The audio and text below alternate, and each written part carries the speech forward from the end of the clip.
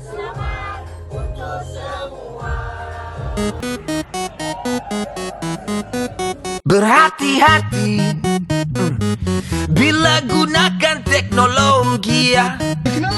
Jangan sampai Pentingnya berkenaan dengan internet ni supaya kita tidak tertipu dengan apa-apa scam lah. Zaman sekarang ni kita terlalu banyak scammer yang amat kritikal. Pihak emergency melakukan sesuatu yang bagus. Kita kena beri kesedaran pada masyarakat. Sebagai ibu bapa, kita kena awasi bila dia menggunakan multimedia ke apa-apa internet ke. Pasal kita tak nak masa depan anak kita terjejas.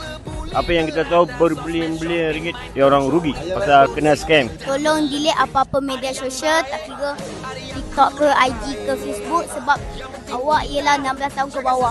Pendapat saya kempen ni sangat bagus, terutamanya kepada kanak-kanak supaya berhati-hati ketika menggunakan internet. Sekarang banyak dengan isu tentang scammer dan kementerian dah beri nasihat kepada kanak-kanak tidak boleh menggunakan internet dan sangat membahaya. Pendapat saya kempen ni memang sangat bagus sebab dia dapat membantu semua golongan kanak-kanak ke warga emas ke, sebab kita tahu teknologi memang melibatkan semua usia sekarang.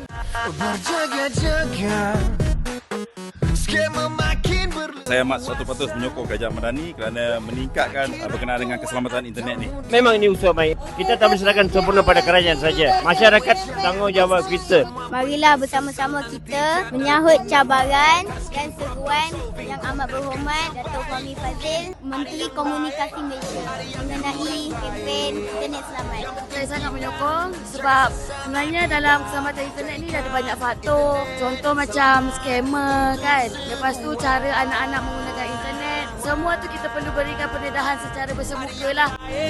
ada yang kurang baik. Buang yang keruh. Terima kasih Kerajaan Madani kerana mengambil berat tentang kanak-kanak bawah 16 tahun. Harapan saya kerajaan perlu mempertingkatkan keselamatan internet ni. Kalau kita nak awasi, kita kena tahu apa tu benda ni semua. Bahawa masa ni berhati-hati dan bagi kesedaran pada anak-anak kita dan muda-mudi kena jaga-jaga. Okey, itu saja nasihat saya. Diharapkan dengan kempen ni semua lapisan masyarakat akan dapat kesedaran lah mengenai keselamatan yang perlu mereka ambil sewaktu menggunakan internet. Ada yang kurang baik.